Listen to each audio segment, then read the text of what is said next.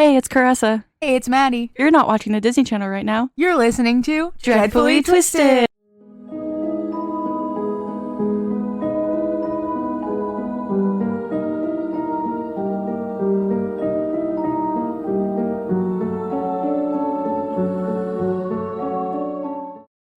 Hello, guys. We are back. We are back again with part 2 Woo! of the Cates family and home invasion / the stupid disciples of destruction. I like how I'm like cheering for the sad case. Oh Woo! Keeping it lighthearted. Trying. Yeah. We gotta have that in there because otherwise it's hard for us to do this. Exactly. I'm not wooing because the case happened. I'm wooing because we're back. Yeah, we're back and telling you guys a case. Yes. And it's gonna be gruesome. But it's going to be as light as we can possibly make it. Not as light as a feather. Yeah, not stiff as a board, light as a feather. Yeah. No. Okay, so here we go into part 2. So, on the way to Trow Road, Stephen Spader said that they were going to do something so evil that the town has never seen before, which could show that this was planned. It was planned? Yeah. I'm just saying that. They cut the screen in the basement to get in, since Billy was the smallest one. He went in, however, he couldn't get into the house because he thought that the basement door was locked from the inside, so he couldn't get into the house. But it actually turns out it wasn't locked. Mm-hmm. He just was pulling instead of pushing. I don't know. Yeah. Oh my god.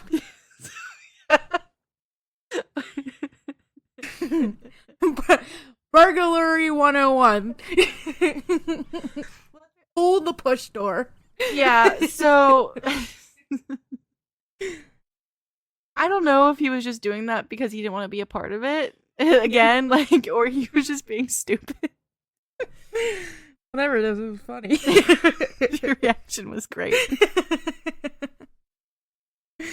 So Billy texted the others that he couldn't get upstairs, and then they were able to let him in after they broke in. They did so by Steven Spader and Chris took out the side panels on the air conditioner unit in the window to take out the AC unit. Then Steven went inside through the window and let the others through the front door. They turned off the power after seeing the breaker by the front door, which is odd. I thought breakers were in the basement. Yeah. I don't know why it's on the by the front door. But they turned the power off. They brought knives, gloves, but they didn't bring a flashlight, so they were trying to get around in the dark, and eventually they found Jaimie's iPod that was plugged in and started using that for a flashlight to see. They then come across Kimberly and David's bedroom where Kim and Jaimie were sleeping. This gets heavy, so bear with us.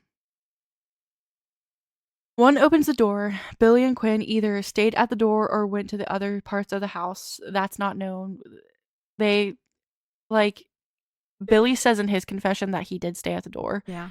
But I don't know where Quinn was. Mm-hmm. I think he did say that he went to the other, the kitchen or something, because he was having an anxiety attack because he couldn't handle it. But take that with what you will. Yeah. There. You're still kind of a part of it, so. Stephen and Chris enter the room and start attacking Kim and Jaimie. Kim woke up to the door opening and she thought it was Jaimie and asked her if that was her. Steve was on Kim's side of the bed and Chris was on Jaimie's side. Stephen attacked Kim with a machete, and Chris attacked Jaimie with his knife. Cutting at her, one of them grabbed Jaimie and threw her in the sliding glass door that led to the patio. When Jaimie was laying there in the broken glass, Spader came over to her, hit her with his machete, then kicked her with his boots. His boots were actually steel toe boots, so that hurts real bad. They thought that she was dead, but she was pretending to be dead after they left her there. After they left her there, thinking she was dead, they roamed around the house looking for things to take. Someone turned the power back on before they left. They left all the lights on too. When they got back to Chris's car, they changed out of their clothes. Chris and Steve, because their clothes were bloody, they then changed and wiped their weapons on a Burger King bag to clean them. It's now around 4 a.m. Jaimie was able to crawl from the bedroom to the kitchen, and the distance from the two was a huge. It took her a lot of strength just to do this. She then calls 911. The first two officers on the scene, well, when she calls 911, she literally just says, like, a robbery has happened here, Yeah. and then she, like, hangs up the phone or something Mhm. like that. I didn't listen to it, so I don't know exactly what was said, but she just said, "Please come," pretty much, Yeah. and then they came. Um, the first two officers on the scene were Officer Sergeant Kevin Furlong and Officer Eric Wells, and they got there around 4:15 in the morning. Dispatcher called her when she called the dispatcher. She was just soft and quiet and hard to hear, is what they said. They couldn't really make out what she was saying. They just heard cries of a scared little girl asking for help, but they couldn't really hear. Um, so once Officer Furlong got there, he quickly searched the outside of the house while waiting for backup to arrive. He saw a movement from his peripheral vision before he was able to go all the way around the house to check like the whole perimeter. Mhm. It was inside the house that he saw the movement of Jaimie. So he looked in through the window in the kitchen, and then whenever he saw Jaimie, she was actually hiding behind the counters in the kitchen.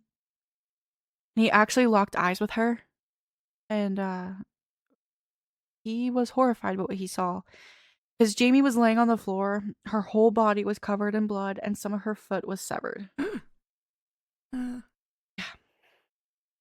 Uh, Furlong broke down the front door to get inside the house. Jaimie was trying to scream, but nothing was actually coming out. She also said to him, when she was able to talk, "I think my mommy is dead." How Uh, and old was she? 11, which is like, this is like the Robin Doan case that I Yeah. did. Yep. Which I have like a thing for survivors too. Like I like to Yeah. do Yeah. survivor cases because maybe it's just a little bit less heavy, but like Yeah. this one's heavy because there's not a survivor. Yeah.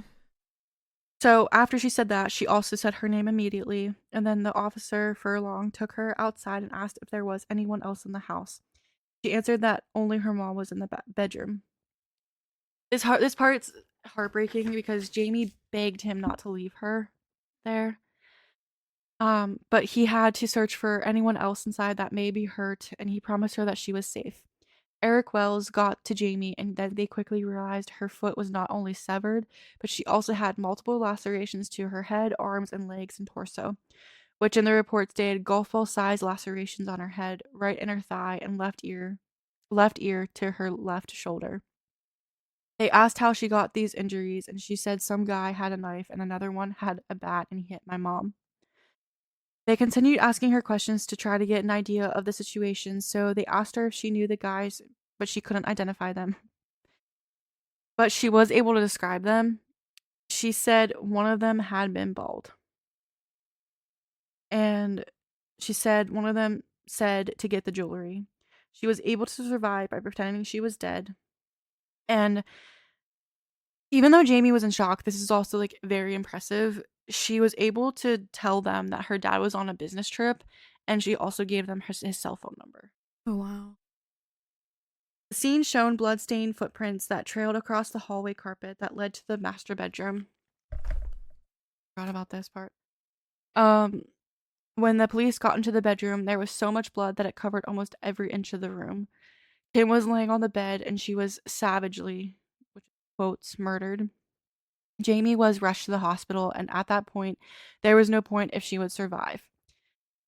And I didn't add this when I first was doing the research because I added this later, Mhm. but the doctor said she would have died from a punctured lung if she lost consciousness. So it's a good thing that she stayed awake. Yeah. She spent 2 weeks in Children's Hospital in Boston, had surgery on a partially amputated foot, an amputated toe, and a deep face wound that actually severed a nerve in her face, as well as a broken jaw. Her head was split open by Spader's machete. She was hit 18 times. Wait, is this? Yeah. She was hit 18 times. She had issues walking for a while because of her foot, like her foot. Then we're going to go over Kim's cause of death really quick. Take a deep breath if you need to. Kimberly's cause of death was multiple sharp injuries to the head, arm, torso, left arm, and left leg. She had 32 blows to her head and torso. Several of her organs were cut, some bones, her skull was split, her eye socket was destroyed, leaving the left eye hanging out of her socket. Oh And then this, need it. God. I might cry saying this. An examiner said that she was alive during all of this. I'm literally crying right now. God. I hate these guys. I know, me too. What is wrong with you? We hate you. Right? Every single last one of you guys. At this point, the police needed to find who had done this, and they had so many questions to try to understand and gather a motive. They searched the house and found that a lot of jewelry had been taken. The basement window was also broken into. The screen was laying just on the ground, like it was just placed there. So that's showing that they did go through the basement. There was an AC unit in the window above the deck that was actually also missing. Towards the south of the home, there were tire tracks along the dirt pathway, and footprints were in the front yard. So Jaimie would later testify that her mom got up to check the noise, and that's when she was attacked by a man with a sword. Jaimie then got up to help her mom to save her, and then Spader turned the machete on Jaimie, tried to run with. Hold on, let me try to read this. I'm having a moment. And then got up to help her mom to save her. Then Spader turned the machete on Jaimie, she tried to run, but Chris grabbed her and stabbed her in the lung. Then he deliberately tried to stab her in the heart from her back. Then he threw her against the glass door. At 4 a.m. that night, Billy's dad was trying to get a hold of him. He kept texting him. He texted him 15 times over 5 hours. Billy answered at 4:10 and said, "I'm on my way home." He got home at 4:30 and his dad was waiting for him. When Billy got inside, he asked him where he's been. Billy just said, "Out." To Billy's dad, he didn't seem upset or anything. He actually seemed fine. Poor Quinn. They dropped him off at his house, is what they said, Steve and Chris, but Quinn told police that he asked them to let him out because he was having a panic attack. And when they did, he blindfolded himself, smoked, and meditated. Also, like, do you carry a blindfold? Yeah. Like, around, okay, this part. Around 5:30, Chris and Steven went to Autumn's house. They were all hyped up. Quinn was possibly with them or was still somewhere at home. It's unknown. Autumn said that Steven was bouncy and all hyped up on adrenaline and said that he killed 2 people. Chris was distant, he said. This is what Autumn said. They actually asked him if they could burn their clothes at his house, and he says no. Then they all decide to go to the Nashua River, and Autumn throws the clothes and some items, shoes into the river. Then, when they got back to Autumn's house, they slept in their car. Like, Makes me so mad that he was all like excited about what he did. yeah, you'll see. Yeah, you'll see. Oh God. Which I do have a clip about Autumn saying. What Here it is. is wrong? And I was like, "What do you want?" And he's like, "Nothing. I'm just amped. I've got a massive adrenaline rush right now." I was like, "Why?" He's like, "Oh, we just killed 2 people." Like, he said it really nonchalantly. And being Steve and his stories previously, I was like, "Yeah, okay." I didn't believe a word of what he said. Chris grabbed the bag of clothes, and was carrying it. And Steve and I knew the path pretty well because that's where we used to go and smoke weed. And so we went down there. Steve and Chris were trying to decide who was going to throw the stuff into the river. And Steve's like, "Autumn, why don't you just throw it in?" I was like, "All right."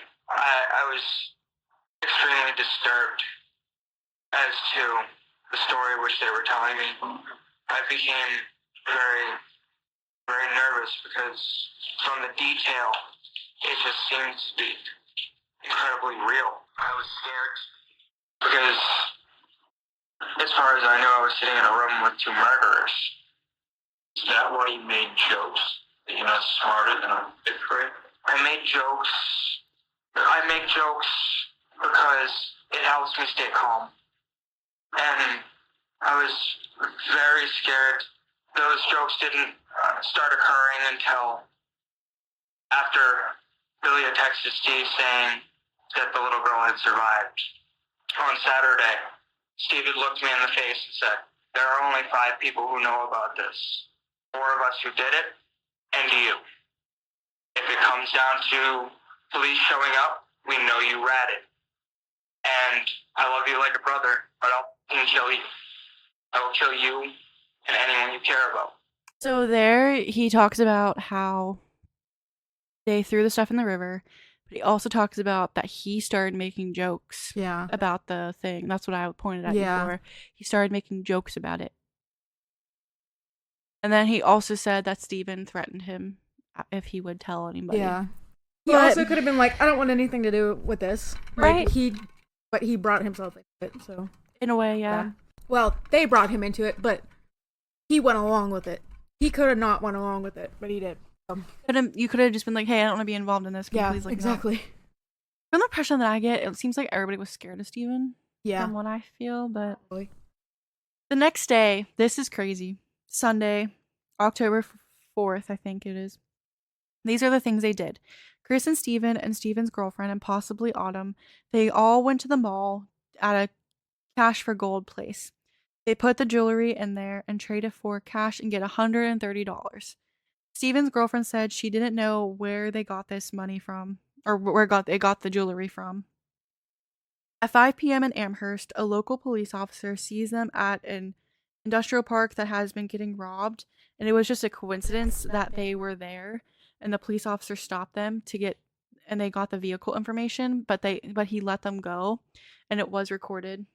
So they got stopped by this police officer, but then the police officer let them go after they questioned him and stuff. After they dropped the items in the river, they told every single okay. If you're gonna be stupid like this, they told every single friend and people they knew about how they did this crime. This literally reminds me of the 2 stupid guys who killed Kimberly Proctor. Remember that story? Mm-hmm. Literally, they were like telling everybody about like what they did. Like, what makes you think that's a smart idea? I mean, if you don't want to be incriminated, what makes you think that telling everybody about what you did isn't gonna help that? Like, right? I mean, it's a good thing that they did because they probably got caught for this, but yeah. Still, what is wrong with them? What is wrong with you? So one of the first people that they told was Eldon Spikes. He testified Spider. Yeah, he might as well be a spider. Spader was euphoric after, and Steven threatened him and said he would kill him if he told anyone. He also threatened Autumn and said, I love you like a brother, but I'll kill you if you tell anyone. Which I just played you. Another friend, Kyle Fenton, there was another friend there, Jaimie Holland, and they told them what happened to what happened. And sadly, this is a trigger warning. I don't know if it's suicide or what happened here, but sadly, Jaimie Holland was so bothered by this that he couldn't sleep for 3 months. His mom found him dead in his bed one morning. His cause of death was never made public, which is so sad. Kyle Fenton testified Billy was quiet in defending himself by saying he was locked in the basement and how he was scared because that was the first time he broken into someone's house. Kyle told how Chris and Steven weren't scared and that it was a complete opposite for them. He also said that Chris and Steve thought both of them were dead, Kim and Jaimie. Also said that Steve said the house looked like a Halloween movie after. So after they left Kyle's house, Kyle looked online in the local news and saw that there was a murder that morning in Mount Vernon. And he told his mom, Carol, and she immediately contacted police. Autumn, Chris, and Steven looked up information on the murders and they found that Jaimie had survived and they were disappointed because she survived. Steven then picked on Chris for not finishing his task. Eldon said he was threatened. Would that surprise you? No. Do you know Eldon was threatened? I don't know if you, sir. Did you hear that he had been threatened? don't know anything about that threat. Okay. Again, I'm going to ask you, have you heard any details after the fact? Any of the guys talking about it? They seem quite amused by it. They seemed amused by it. Who's they? Stevie and Chris. Stevie and Chris. Was Quinlan amused by it? I didn't really see him that much that night. Like, I didn't talk to him. He didn't talk to me. We didn't really talk much. What did they say that made you thought they were amused? Just relaxed about it. They seemed to not really care. So initially they said it was just small chatter, but all this was, yeah. After, in the house, they didn't really talk much. Afterwards, they said that, I guess it was, they said pretty much it was like, fun. It was fun. Who said it was fun? Obviously. So, We're just going back and forth about. sorry. What was the other one that I was gonna play? Is Chris. Kind of surprised she's alive. Sure. I kind of wish she died for her sake. Just because she's gonna have to live with all that now. And they're lucky. I'm gonna kill someone who can actually do it. I don't have to sit and live with a bunch of trauma. I've been through so much trauma. I know when someone. Oh, consider it. So if I can just end it for them, I would. That wasn't the one that I wanted to play, How considerate. but I'll keep that there. Yeah, I don't know where that clip was, but pretty much they were talking about how they looked online, saw that she was still alive, and they were saying exactly what they were saying to Chris. But I can't find it, so I'm just gonna leave it with that last one. That's like his reaction whenever he found out she did survive. At some point during the day, they thought maybe we shouldn't have told so many people, and they decided to control the situation. So they buried the weapons in the woods and a pearl necklace, the iPod they took from Jaimie. They told at least 3 people. All of the people they told got and go to the same school along with Quinn and Billy. Oh, wait. Then they threatened the 3 people that they told. And then all of the people that they told and or were involved in the crime go to the same school along with Quinn and Billy. The only people that didn't go to school at the time was Autumn, Chris, and Steven, because Steven dropped out. Eldon Spikes goes to the guidance counselor on Monday and told them about his friends confessing to him. Quinn was also seen crying, and that was reported to the counselor as well. The counselor called police. New Hampshire police got to go to the Gribble's house. Then they went to Spader's because they weren't at Chris's house. Then they see Chris, Steve, and Autumn, and they allow the police to search their cars. The police found a knife, a rope, and a receipt from the pawn shop.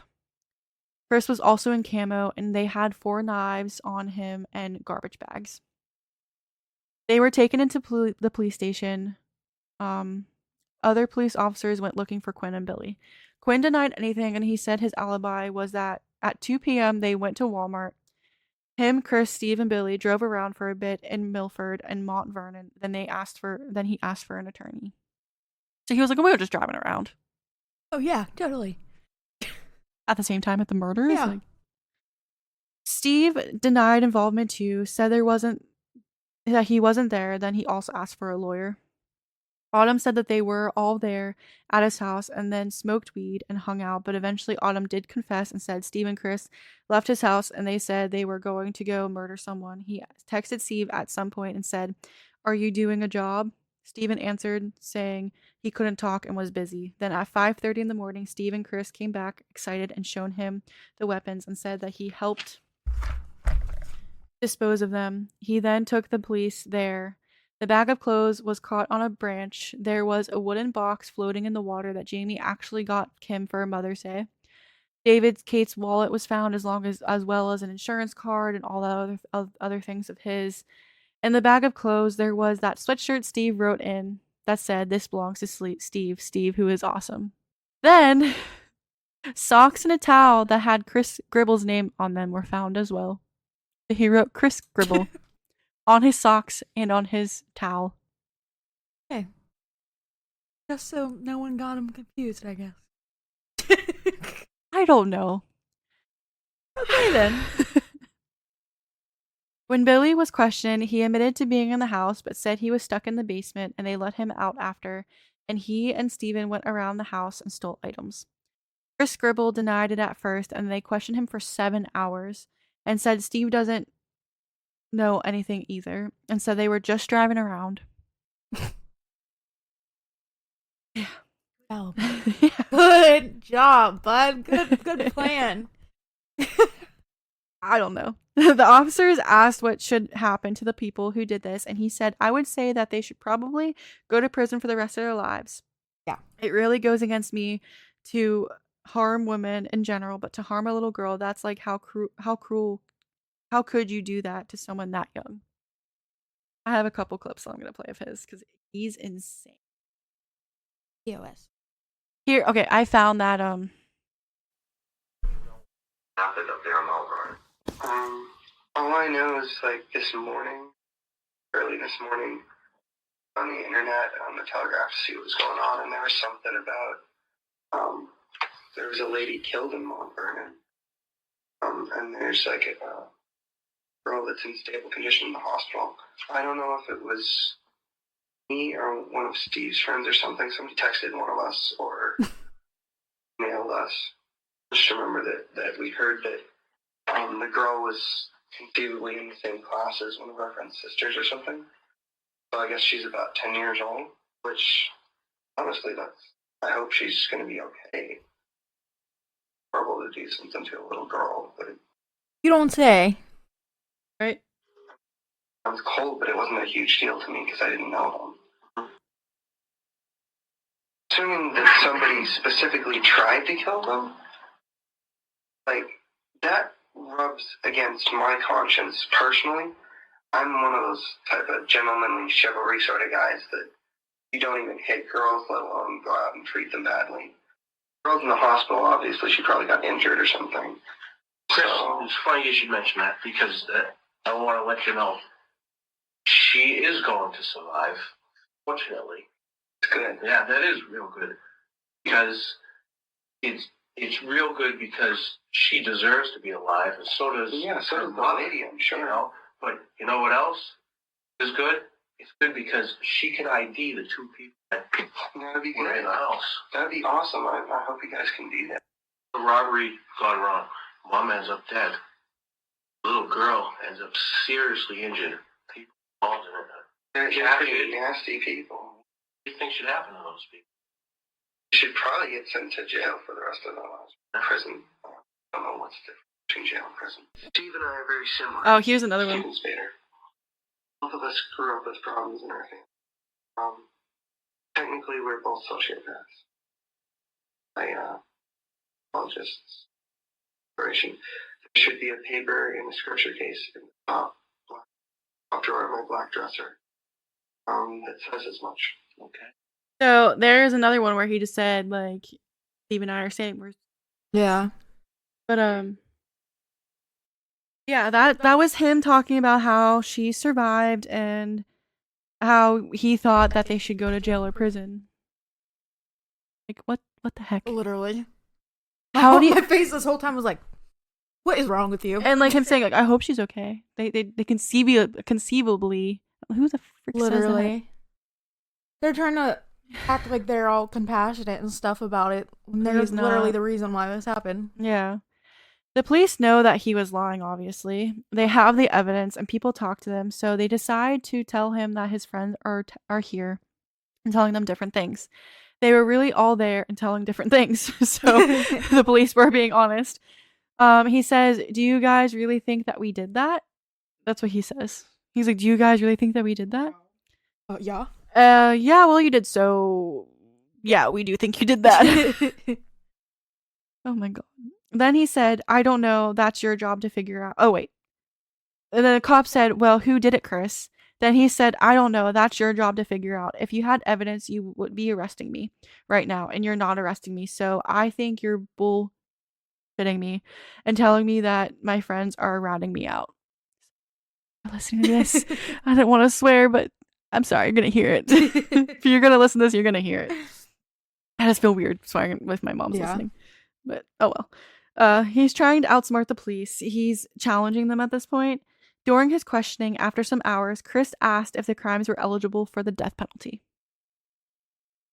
And they weren't, so the police said no, and after that, they left him alone in the room, and several times Chris started conversations asking questions like if everyone was still there, or if the police officer's job was hard.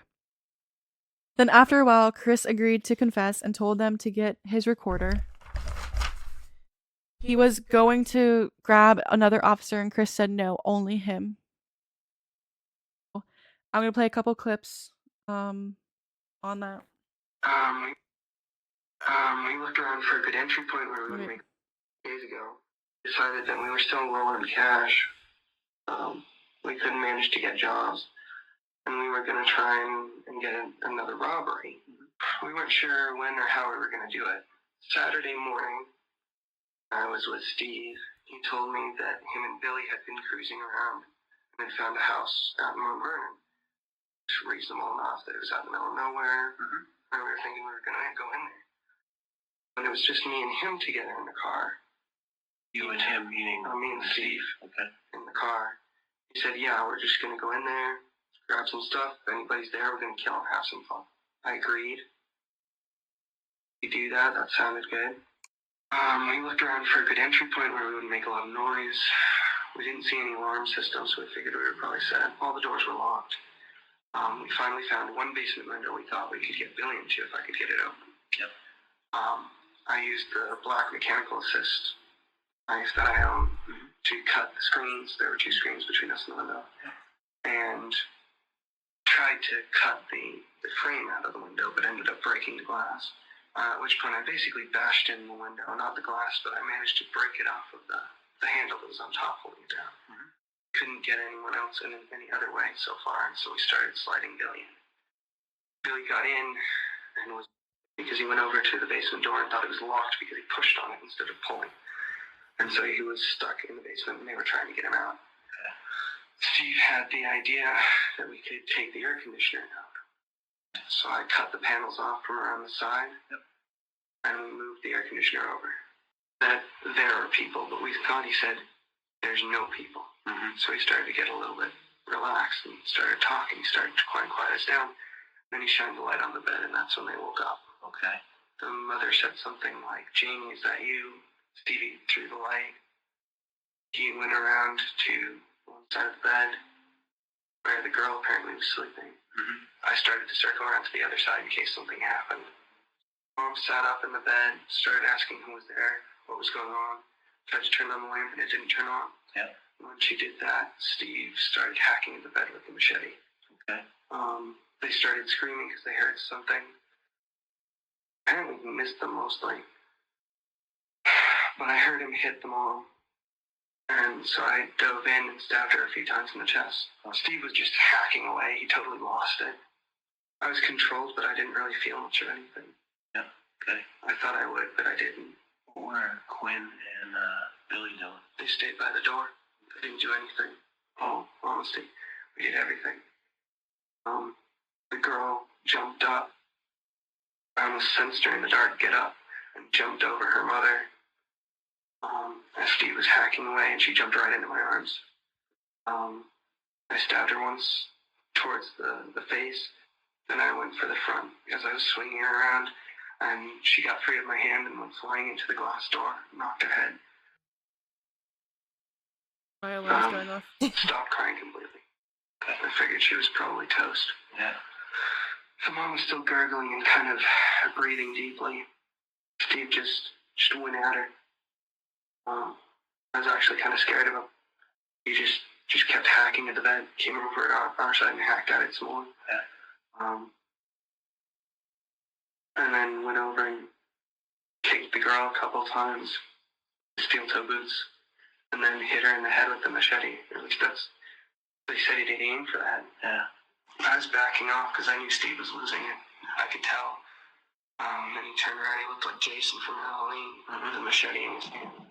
I told him, Steve, relax, it's just me, it's Chris. He's breathing hard and relaxed. And Quinn had the good sense to go turn the breakers back on and the lights on.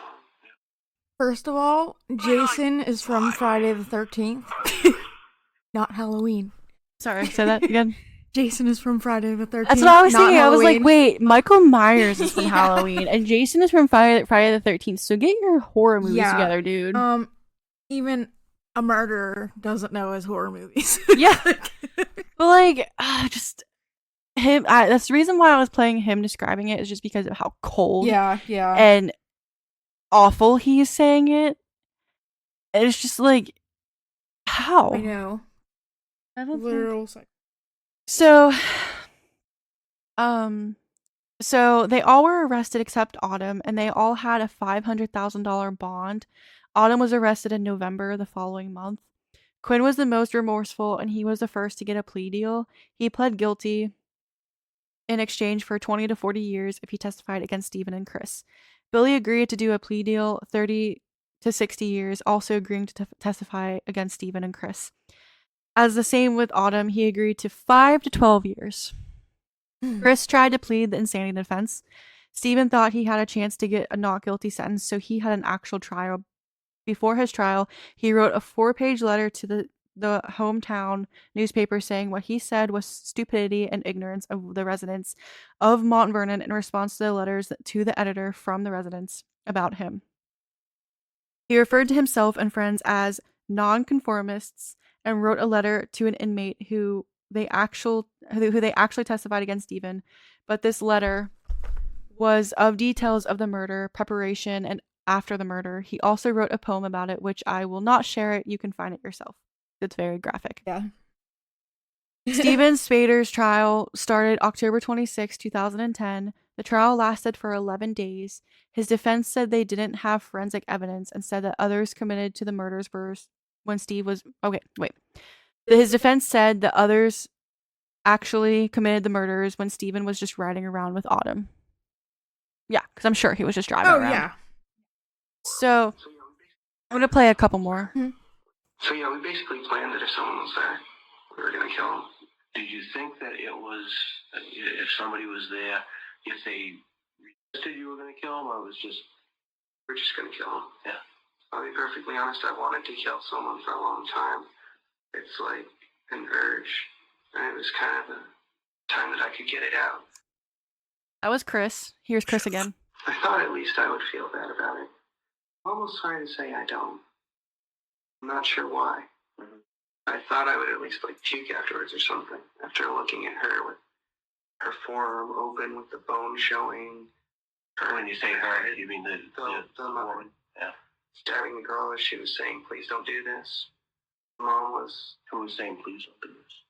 The girl. The little girl. The mom was like, it'll be okay. I think her mom probably hoped that we weren't going to hurt the little girl because she was a little girl. It was kind of cool because it was different. Yep. But not really sure if I have a conscience. Because you're insane. Oh, here's Quinn. I didn't play Quinn's yet, so here's Quinn's. We're just going back and forth about just having a rush. Did they say anything more specifically about what they had done? It was halfway down the dirt road. That's when Chris said he was happy he got the girl. Stevie was making the machete joke. Oh, I'm sorry, what was the machete? He was making a joke about, she woke up to get hacked to death by a machete. Chris and Stevie were just very jovial in a rush. I was agreeing, going along with it, because I was just in a house and one of my friends and a new acquaintance killed people, and I wasn't about to disagree with anything.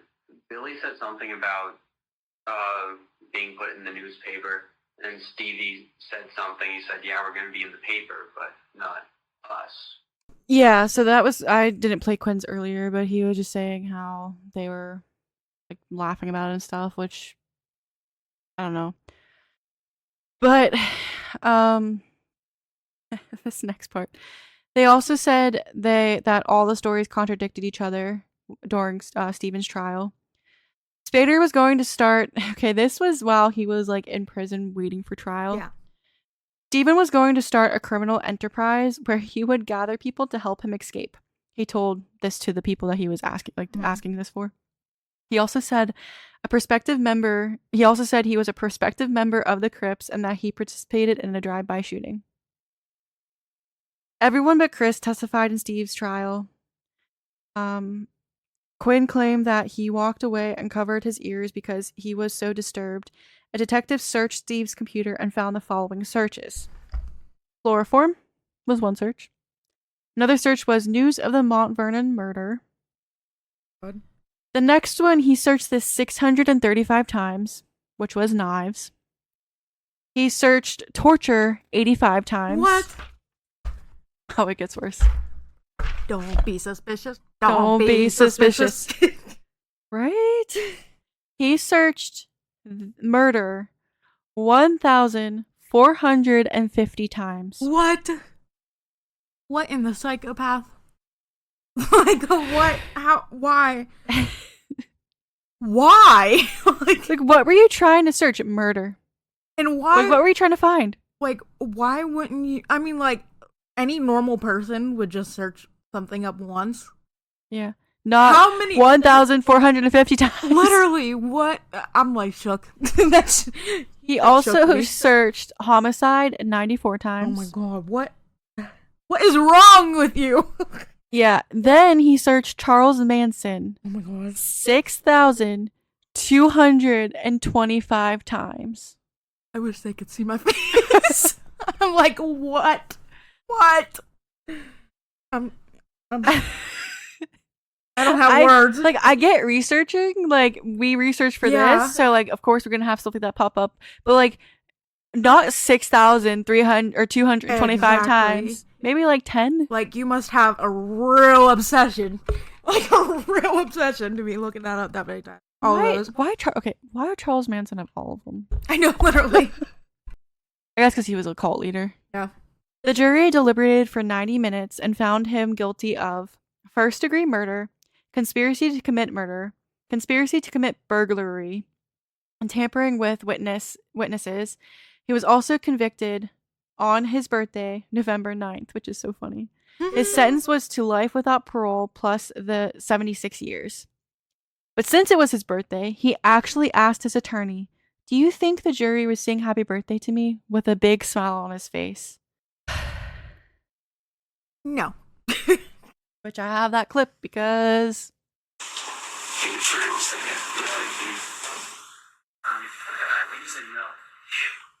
look at his smile here. I want to punch him in the face. Right?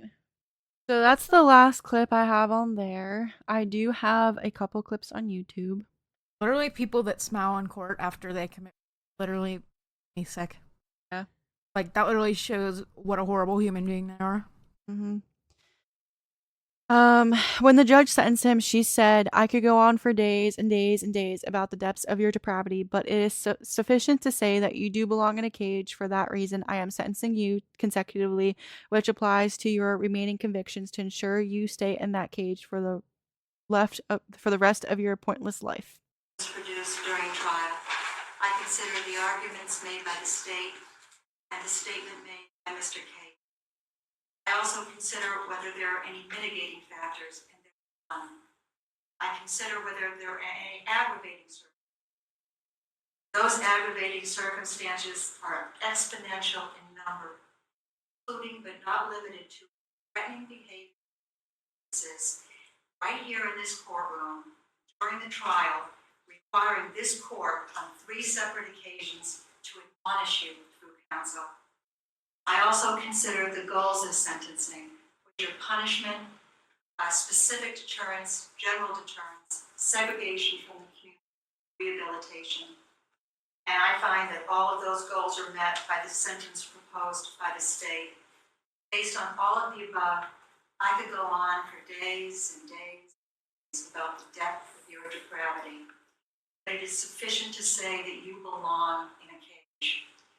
For that reason, I am sentencing you consecutively to the maximum penalties which apply to your remaining convictions to ensure that you stay in that cage for the rest of your pointless life. As such, you are sentenced as follows. I have sentenced you already on 10 So yeah, that was the clip of her saying that. The whole clip's 6 minutes, so I'm not gonna play the whole clip because like I need to. So David Cates gave an impact statement, and I want to play that because I feel you hearing it from him himself would give a lot of, like, idea of what, It is kind of hard to hear, so bear with me. That's kind of awesome.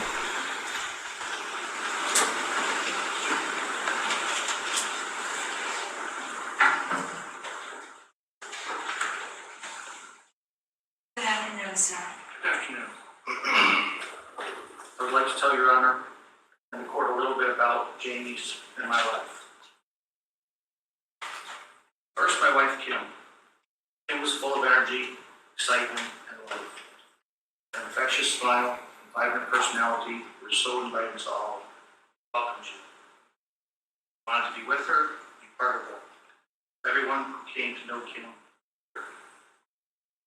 whether they were fellow hospital employees, townspeople, guys who worked on her car at the garage, or just the people in the supermarket. Everyone smiled at Kim's energy and kindness. She gave so much to everyone she met, just couldn't help but smile back or hug Kim. She was a mother. She and Jaimie were inseparable. It was more than the usual mother-daughter bond. They were like one. She was a warm, affectionate mom who deeply enjoyed spending time with her daughter. Jaimie deeply enjoyed spending time with her mom. Kim loved Jaimie eternally. She was the best wife a man could have. We were soulmates and we loved each other unconditionally. She took great pride in providing a warm, loving home and did an amazing job of taking care of Jaimie and I. She was a loving daughter, a sister, an aunt, a niece, and a great friend. It makes me sad. This trial is how we will know and remember Jaimie Cates. She was so much more than this tragic ending. If you had met Kim, you would want her to be your fellow worker, PTA member, your neighbor, your workout buddy, just your best friend. Kim was beautiful, and she will forever remain in our hearts, and her spirit will always live on in each one of us who were so blessed to have shared in her life. Kim was about life. Next, I would like to talk about my beautiful daughter, Jaimie. It is not known what future impact this event will have on Jaimie's life. She has had to witness more evil in this world than any human being should ever be made to bear. She has already persevered many hours of surgery in her young life as a result of this crime. She still has many more to go, but I am certain that the physicians will be able to finish the many visible scars she will carry with her forever. However, the emotional scarring Jaimie has endured is immeasurable and unknown at this point. Friends and family will continue to surround her with love, and the whole tremendous emotional burden she now carries can be lightened by all who love her. Now I'd like to talk about what an amazing girl Jaimie is. After the 12-hour surgery last year, Jaimie was placed in the intensive care unit. During one of her brief periods of being awake, those first couple of days, she told me what happened to her mom. We had a good long cry together. She then told me she was disappointed about missing her kneecap testing. This was all while having her mouth wired shut. This is a testament to what an incredible, strong girl she is. While grieving the terrible loss of her mom, she was already trying to put the pieces of her life back together. Jaimie was back in school part-time after 3 short weeks. Made up the work missed and has maintained straight A's ever since. She also played lacrosse this spring, field hockey this fall, and wants to learn to play ice hockey this winter. While not being as fast on her feet as she once was, Kim's spirit, tenacity, and love for life remain strong in Jaimie's face. I would like to talk a little about me and the impact this murder has had and will forever have on my life. When I had dreams, hopes, and aspirations like anything, and all those are now shattered. She was my soulmate, my best friend, my companion. And with one phone call, early on a Sunday morning, all those hopes and dreams were lost. My ability to perform my job at the high standards I hold myself is no longer possible. Prior to Kim's murder, I worked full-time, performing an important job for the men and women who protect our nation, a job I love. To do the job right required substantial travel, something that Kim and Jaimie understood and supported. Now I work part-time so I can care for Jaimie in any way she needs me, travel for work. Others have had to step up to fill in for me in a situation that breaks at me every day. As I care deeply about them and the mission they're trying to accomplish. It all seems of such little importance now given my wife's sacrifice. Now I would like to talk about family. I won't be there for all of the special events in Jaimie's life, such as getting her ready for the prom, taking pride in her graduations, helping plan her wedding, and supporting her during pregnancy and childbirth. Jaimie and I will forever miss Kim. We still have each other, and we still have family. The shape and dynamics of that family are different, as others have stepped up to fill the huge void losing Kim has left. Jaimie still has some other figures in her life, and I still have very close confidants. Members of our family, while not connected by blood, have a very special emotional bond with us.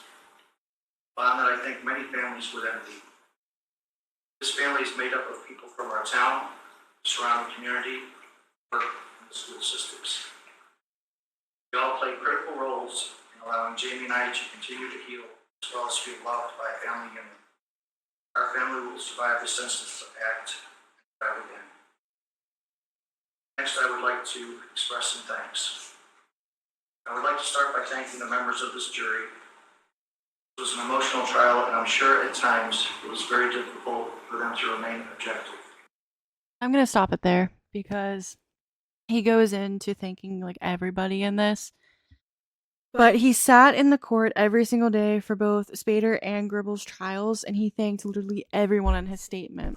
He thanked like the police officers, the community, like literally everybody he can think of. So it goes on for another 6 minutes about that. So that's why I was stopping it, because it, But Stephen had no reaction when his sentence was said. His mom cried, but his dad just stood there.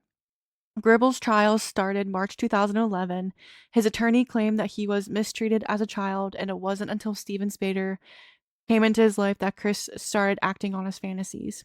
Which I forgot to mention, they met in Boy Scouts, but they didn't reconnect until 2009.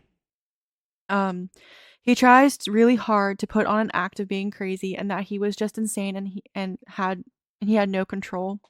He had a smile on his face trying to act crazy, which is disturbing. The smile is like in the thing. It's like very creepy. The jury took 2 hours to deliberate and he was found guilty and sane. He was convicted of first-degree murder, conspiracy to commit murder, and criminal conspiracy to commit burglary and tampering with witnesses as well. He was sentenced to life without parole. He had no reaction as well. And then David gave another impact statement, but it's not as long. Lance? Attorney Strelson, that Mr. Cates would like to be heard. Would Your Honor, with your permission, I'd like to have him address the Certainly. court first.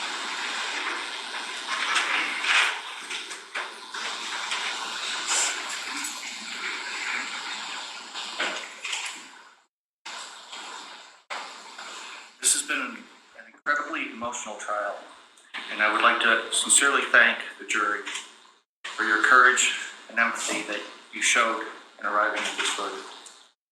I would also like to express my gratitude to Jeff, who handled each moment of this trial with professionalism, dignity, and compassion. I've spent a great deal of time in the courtroom in the last 6 months. It has been, I believe, my duty as a husband and a father to be here for every moment of these trials, to represent my daughter Jaimie, who deserves to feel safe in the world she lives in, and to represent my wife Kim, who was taken from us coldly, brutally, and without reason. In this courtroom, I have listened to the accounts of Kim's murder, one excruciating detail after the next, feeling in my body every strike of that machete and every stab of that knife. I can't fathom how depraved a person must be to commit such a heinous murder. Through these accounts, I have heard my wife's last breath. I have listened to my child's screams. I have watched as Jaimie's perfect little body was mutilated and tortured. Kim was very strong and a fighter, but I'm sure in the last moments of her life, the thought of her daughter dying next to her was more than she could bear. So she drifted off with the hopes of seeing her on the other side. To the murderer in this courtroom, as I've said in the past, this verdict is not justice. But I can only hope that justice will find you very soon. Your Honor, there is no justice in a case like this, not really. There is only the promise that you make to the rest of us that this worthless coward will never be free to kill another woman as she sleeps vulnerably in her bed, or to brutally attack another innocent child. My wife and my daughter, each weighing less than 100 pounds at the time of this savage attack, were defenseless against the bloody onslaught of these gutless murderers.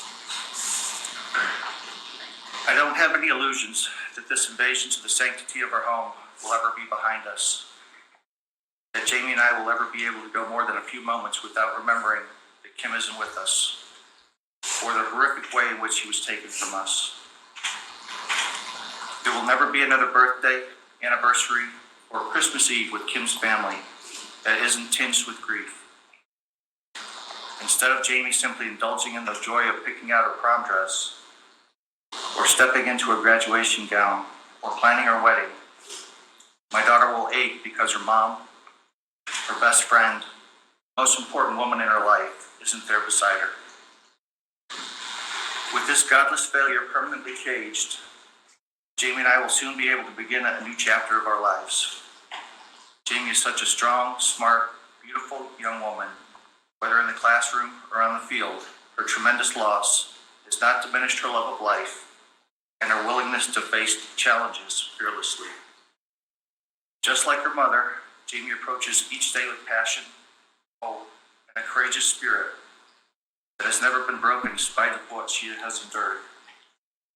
She continues to trust in the goodness of humanity and believe in the kindness of others.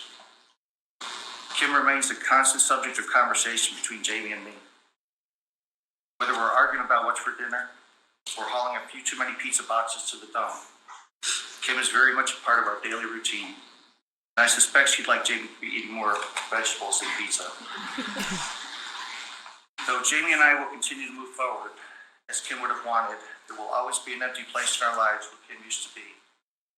We are both still motivated by the memories we have of Kim, as are so many. She had such an incredible life force that she continues to encourage us to embrace life. Finally, I would like to thank you, Your Honor. You have been a great example of how to remain fair and impartial. I would also like to thank all the courthouse staff for showing my friends and my family outstanding kindness throughout this very emotional trial. So that was his impact statement on Chris's trial. Billy was sentenced to the 30 to 60 years. He pled guilty to criminal conspiracy to commit murder and criminal conspiracy to commit burglary. Quinn was sentenced to 20 to 40 years. He pled guilty to burglary, robbery, and criminal conspiracy to commit burglary. Autumn was sentenced to 5 to 12 years for conspiracy and hindering apprehension. In 2013, Steven Spader had to be resentenced after Supreme Court decided in the case Miller v. Alabama that life without parole was cruel and unusual punishment for juveniles. He was 17 at the time of the crime, 1 month away from being 18. He told his attorneys not to do it or bother, and that he wanted to take responsibility for his actions. Of course. Wow. Yeah. I forgot to mention, before he was arrested for Kim's murder, he got his girlfriend pregnant.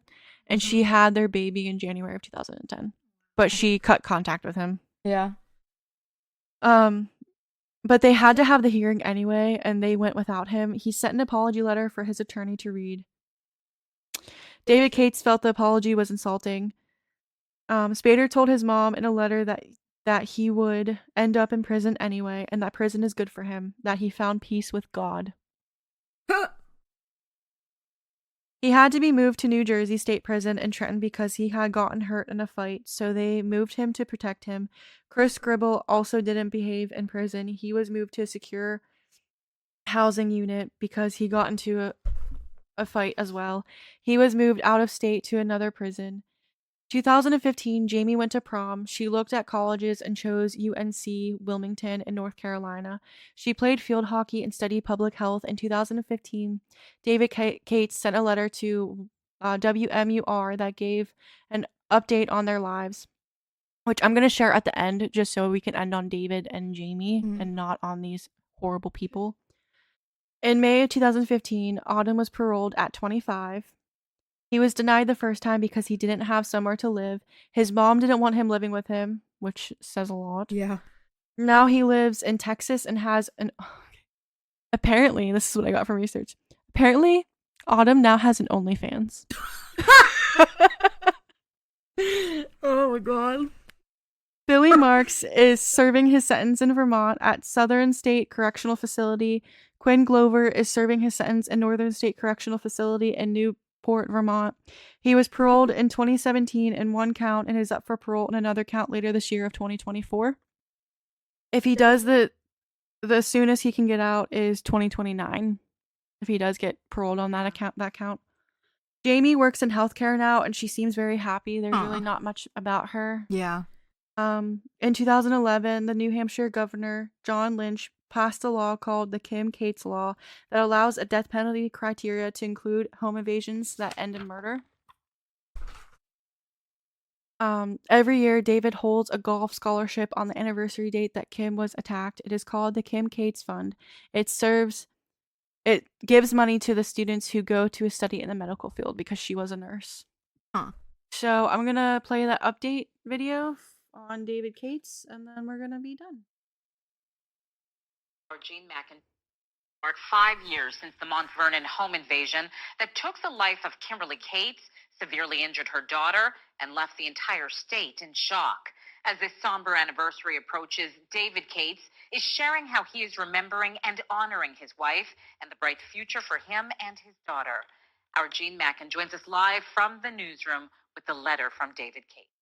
Powerful words from David Cates. He rarely speaks publicly about the attack, but in a letter to our Amy Cavino, he provides a personal, candid update about his life now, how he and his daughter Jaimie are doing, and he gave us permission to share it. 5 years after he lost his wife Kimberly, David Cates writes, Kim was full of energy, excitement, and life. Her incredible smile was so inviting to all, it welcomed you. Kim was a mother. Kim and Jaimie were incredible together. It was more than the usual mother-daughter bond. They were like one. David Cates says the first few years after the crime were extremely rough. He writes, my life changed in the blink of an eye. He and his daughter Jaimie, now a 16-year-old high school junior, still live on Trow Road, a home that Kimberly Cates loved. They now have a dog named Dutch. David Cates is grateful for the support from his close community and committed to keeping Kimberly's legacy vibrant through the Kimberly Cates Scholarship Fund. He writes, I found hope in Jaimie, family, friends, and in this scholarship. I also found hope in a special lady that makes me very happy. We have been in a committed relationship for a couple of years now, and while blending two families together is certainly a challenge, we are committed to each other to make it work long term through all of life's ups and downs. And here is one way you can contribute to the scholarship fund. The Kimberly Cates Golf Tournament tees off tomorrow at Amherst Country Club. Golfers are welcome, and you can... So, yeah, I mean, it seemed like they started doing better after, so that's good. And, yeah, so... It's like even... This story is even scarier just because they didn't know these people. Like, those kind of stories scare the crap out of me. Like, it reminds me of The Strangers, and I'm like, no. Yeah, it scares me too because, like, home invasions are my biggest fear. Same. So, like, whenever I was doing this, I was like, oh my gosh, this is terrifying. I know. The fact that their security system stopped working that day is, like, horrifying. Yeah, literally. But... Terrifying. That case was very horrific and very gruesome, and I'm sorry. I can't believe I haven't heard about that. I heard about it because, like, I heard of the Disciples of Destruction on TikTok. Yeah. Because I was scrolling through and I Mhm. saw, like, one of the interviews of Chris. And that's where I heard it. But then I was scrolling through, I looked up on YouTube, like, crime cases Yeah. to like, look up or whatever. And that one came up. And it's something like what was the YouTube video? It said it says when a killer realizes his victim tricked him. So I was like, huh? Yeah. So then I was like, let me look at this. Let me look at this video. So then I started researching after I watched it. If you liked watching that video, go to Ewu Crew's Okay. YouTube channel. I'll even send you them because they literally, like, first of all, they give you, like, the backstory and everything, but they, like, every episode they do, like, the interviews and stuff, and it is so interesting because, like, this one of them, he was literally insane. Like, he was, like, talking to himself, first of all, when he was in the room by himself, and, like, I don't even remember, like, what even happened. I gotta send you that video because I've never seen, like, someone literally that crazy, just, like, sitting there talking to himself. I'm like, what is happening? Like, oh my god. Oh my gosh. Yeah. So yeah, I'm just gonna end there. So you can send us your stories or cases you would like us to cover to our email at dreadfullytwistedpodcast@gmail.com, or you can comment on our Reddit page or /dreadfullytwistedpod, or you can DM us on all of our social medias, which is Facebook, Instagram, TikTok at dreadfullytwistedpod, I think. And is it Dreadfully Twisted Pod? Yeah, it's Dreadfully Twisted Pod. And then please rate us on Spotify. 5 stars, 5 stars. 5 stars, 5 stars. You can listen on Spotify, Pandora Radio, iHeartRadio, Amazon Music, Listen Notes, Podcast Index, and YouTube. Please share us to your friends and family. Anybody that likes true crime or paranormal stuff. Send us some ideas, cases you want us to cover, your stories, all that jazz. Because doing all of that, like sending us your stories, helps us like look for cases or tell your stories that you would like other people to hear if you are willing to share them. And if you rate us on Spotify and share us with your friends and family, that really, really helps us get the podcast out there and helps us stay relevant in the charts. And we would like to keep sharing these stories, not stories, but cases of people who need to be told because their lives matter. So, yeah. And we love you guys. We love you. Stay positive. Check on your friends. Don't be like the Disciples of Destruction. Don't do that, or like the other criminals that we talk about on this channel. Just be a good person. Yes. And we love you. We love you. Bye. Bye. How long did that one end up being?